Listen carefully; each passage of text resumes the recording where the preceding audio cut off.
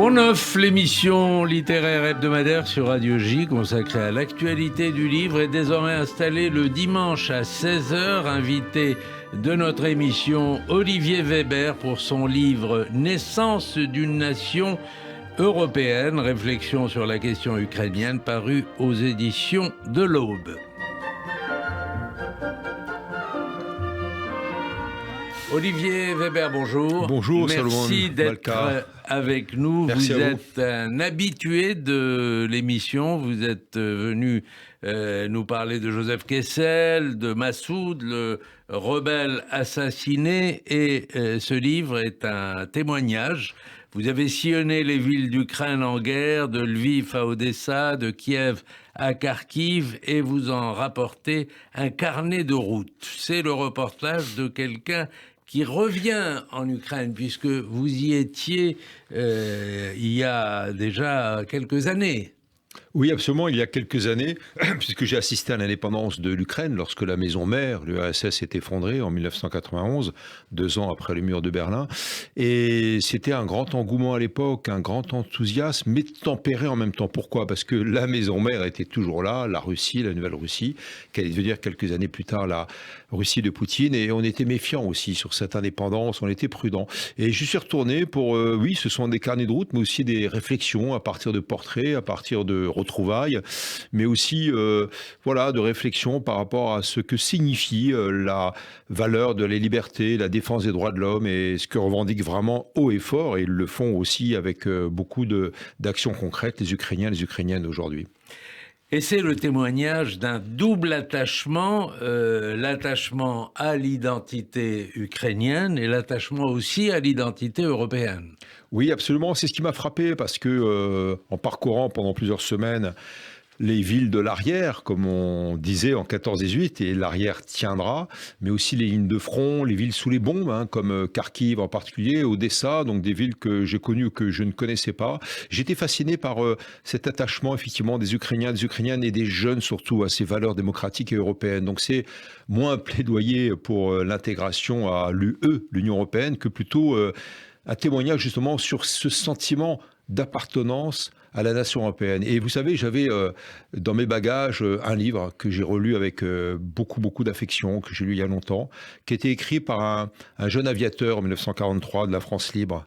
C'est pas Kessel, c'est son petit frère, c'est Roman Katsev, c'est-à-dire Romain Gary, et qui a écrit premier roman Éducation européenne sur les partisans anti-nazis polonais, mais il y avait aussi des Galiciens donc de l'Ukraine d'aujourd'hui.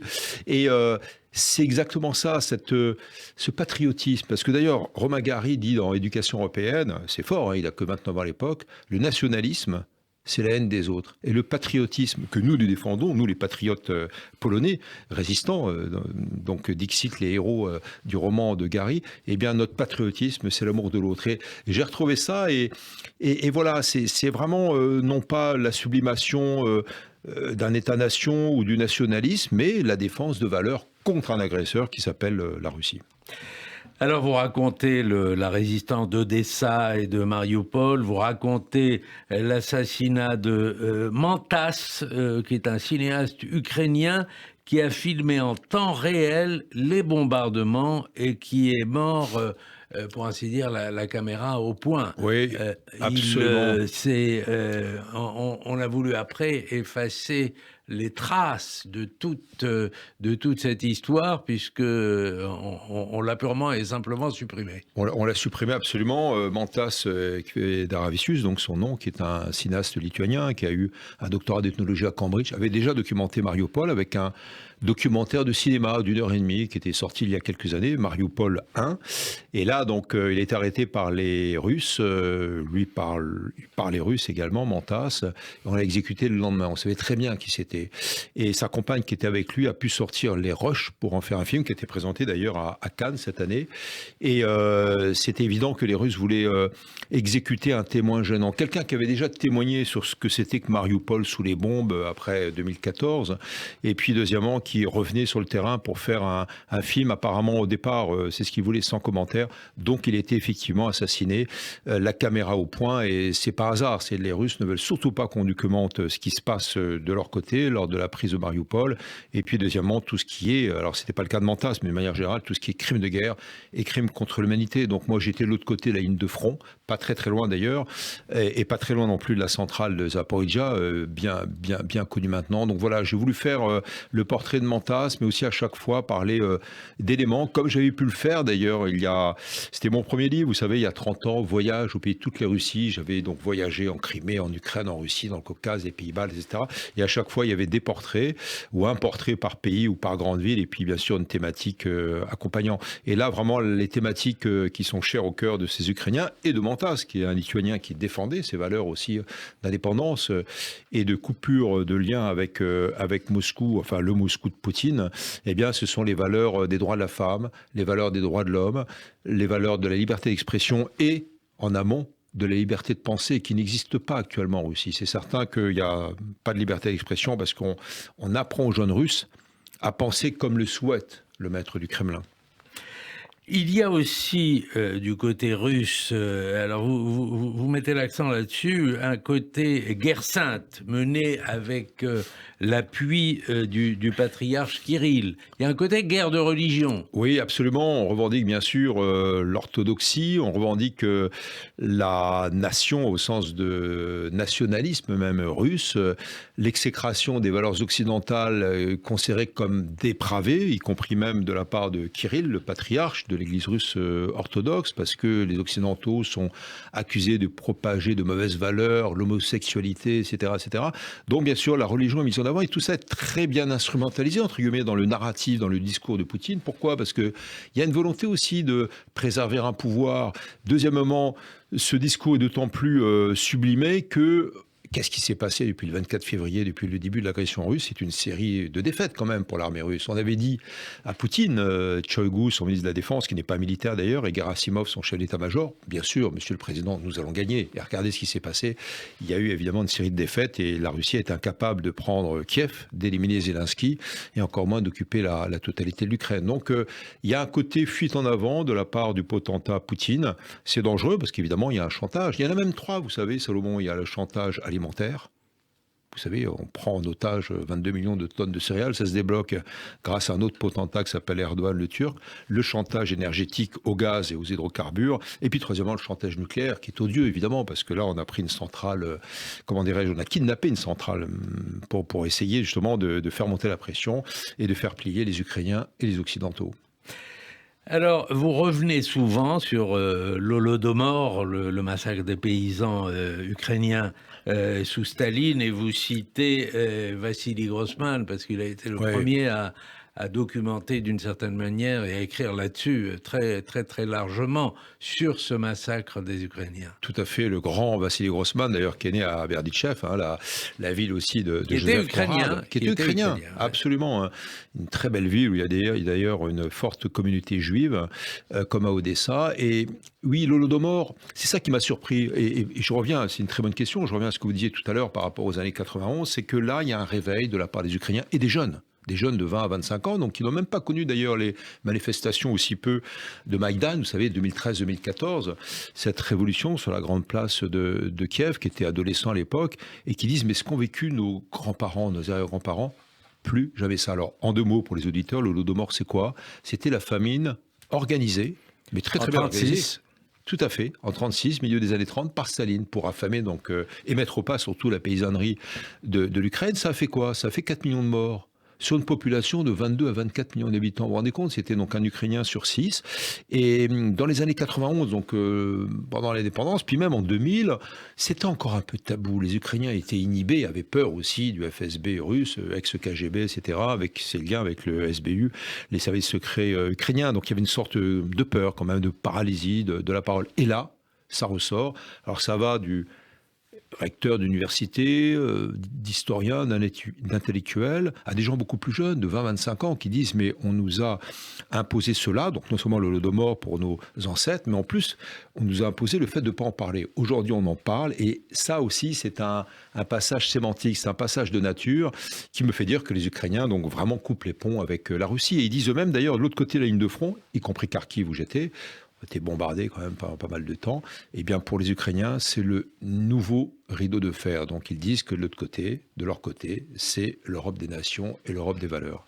Alors, puisque nous parlons de Grossman, Olivier Weber, est-ce que la suspension, je dis la suspension, enfin, l'interdiction du mouvement mémorial, qui est un mouvement qui s'occupait des crimes de Staline, est-ce que cette interdiction de mémorial n'était pas un premier signe de ceux qui allaient suivre? Bien sûr, bien sûr. Et justement, il faut relire aussi Vassili Grossman sur le totalitarisme, et totalitarisme qui est né au XXe siècle. Hannah Arendt l'écrit très très bien avec son essai sur le totalitarisme, et même un petit peu dans le Eichmann à Jérusalem.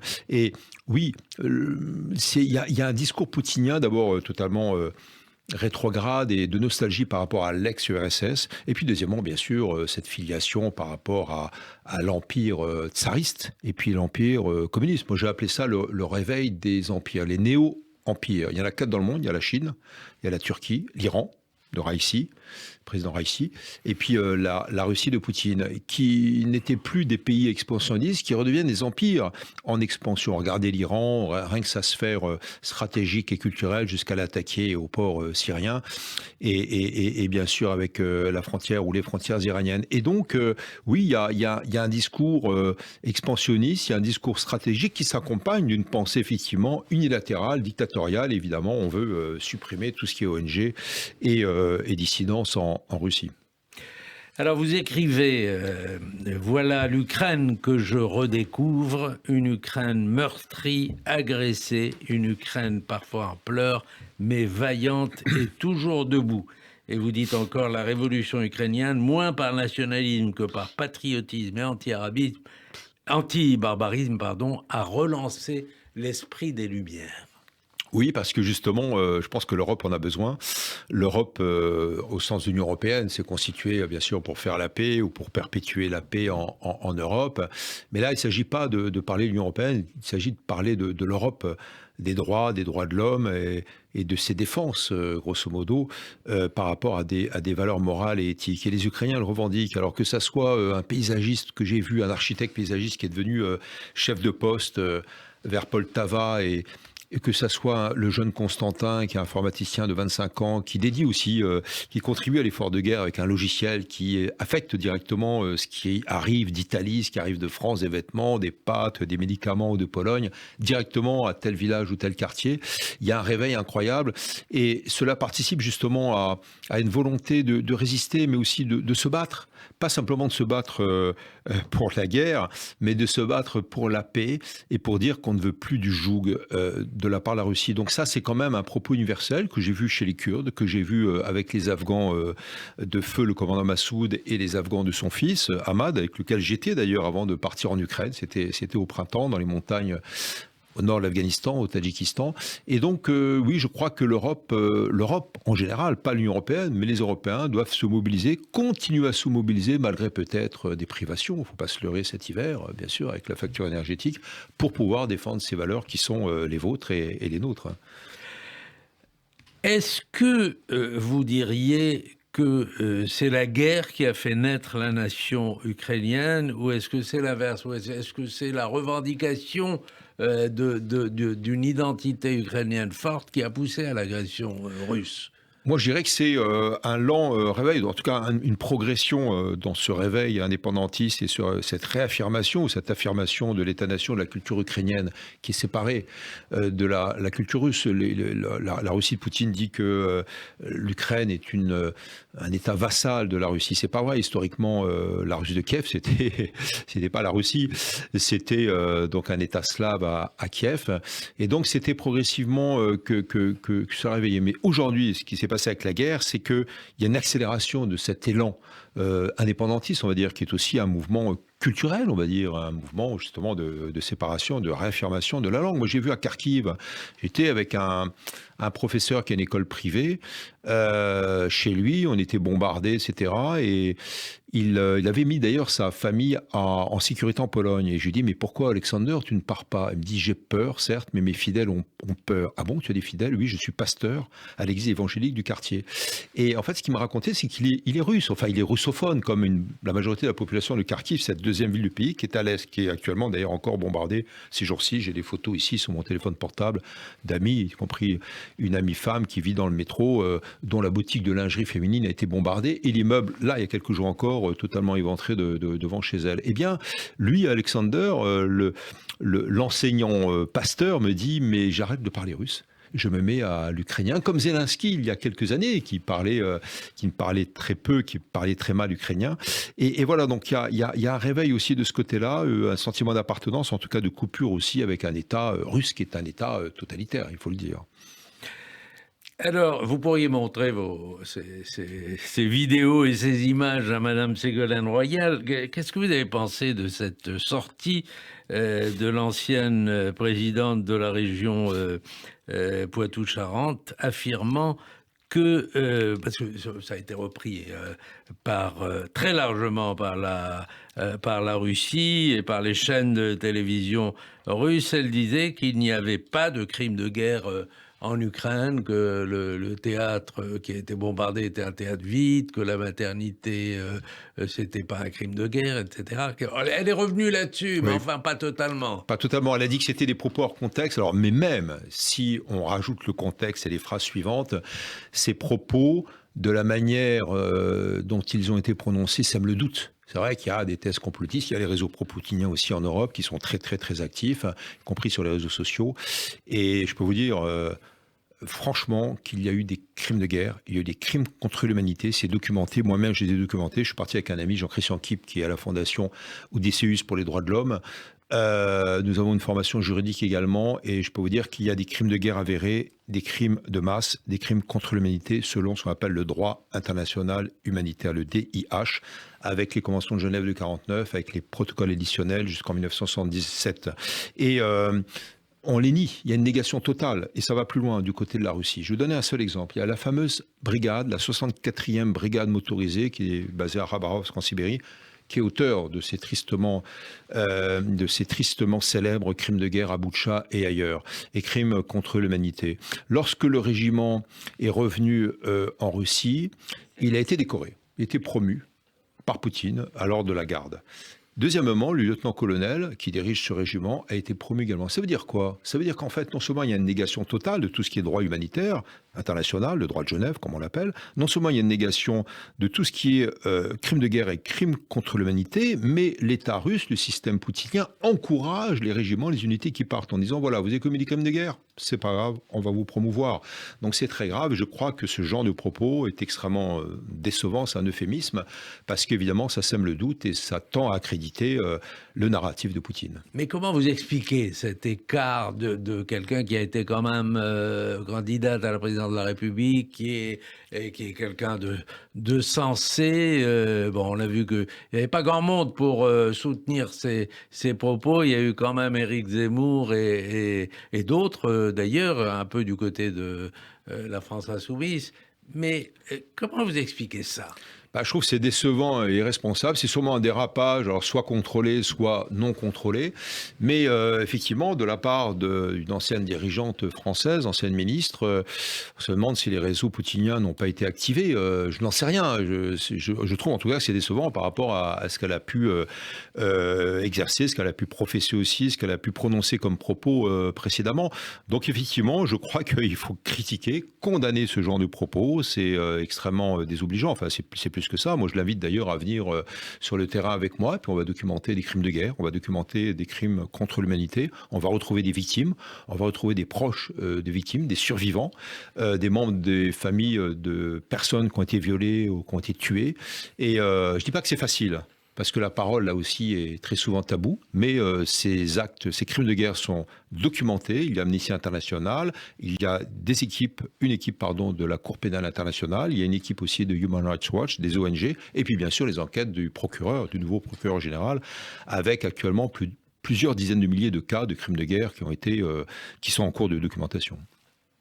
Vous avez lu, Olivier Weber, ce livre qui est paru il y a quelque temps chez Gallimard, d'un Italien qui s'appelle Le Mage du Kremlin, où on découvre une extraordinaire sophistication de la propagande et du renseignement russe, avec des billards à 4, 5, 10 bandes.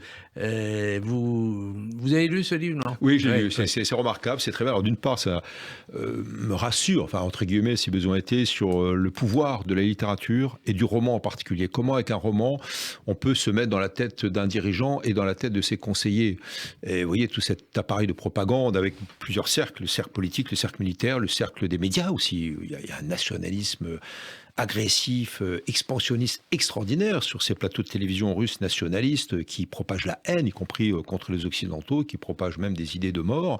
Et je trouve que le roman a ce pouvoir-là. Deuxièmement, oui, comment dirais-je, on est dans une problématique néo-stalinienne ou post-stalinienne avec Poutine. Donc vous parliez de Vassili Grossman, comment Vassili Grossman, à Stalingrad, dans les tranchées, fait la critique, non seulement bien sûr du nazisme, puisque une partie de sa famille est morte dans les camps, mais du stalinisme, dont il était finalement l'un des parangons, puisqu'il a été membre de l'Union des écrivains soviétiques, avec une datcha, comme beaucoup de ses membres. Eh bien, là, on a justement une dénonciation par le roman de ce qui est exercé par ce discours et ces pratiques néo-staliniennes. C'est très grave parce que je parlais liberté de penser tout à l'heure. On est dans un discours de plus en plus offensif et agressif du côté du système poutinien. Et puis deuxièmement, que fait Poutine? C'est presque le syndrome de la bête blessée, puisque force est de constater, comme on le disait tout à l'heure, qu'il y a une série de défaites militaires, voire politiques. Et il les transforme en victoire, donc là aussi c'est de la propagande. Et deuxièmement, Poutine transforme la Russie en pays victime. Donc il y a un discours victimaire, sulpicien, grosso modo, c'est nous, les Russes, qui sommes agressés. Donc c'est très grave, parce que ça veut dire quoi? C'est-à-dire que dans l'appareil de propagande, on l'a vu au XXe siècle, de sinistre réputation, les années 30, et ensuite avec le nazisme, comment la population est soumise, de gré ou de force, à ce discours, ce narratif, y compris avec le monde culturel. Cela dit, moi je reviens aussi sur l'art russe et la culture russe. Il faut condamner le discours de Poutine, il faut critiquer bien sûr ce pouvoir néo-stalinien et expansionnisme. En tout cas, il ne faut pas condamner les arts russes ni le peuple russe, même s'il est en partie responsable. Mais je crois que, voilà, on m'a reproché même de citer dans ce livre... Bon, Gogol est ukrainien, mais on m'a reproché de citer Pouchkine, qui a vécu à Odessa. On m'a reproché de citer Tolstoï, Dostoïevski, de défendre les cultures russes au pluriel. Eh bien, oui, il faut les défendre. On ne va pas se priver d'aller au théâtre, voir du Tchekhov, etc., parce que Poutine a déclaré la guerre à l'Occident, aux pays occidentaux, à l'Ukraine. Je crois qu'il faut bien séparer le bon grain de l'ivraie. Merci Olivier Weber.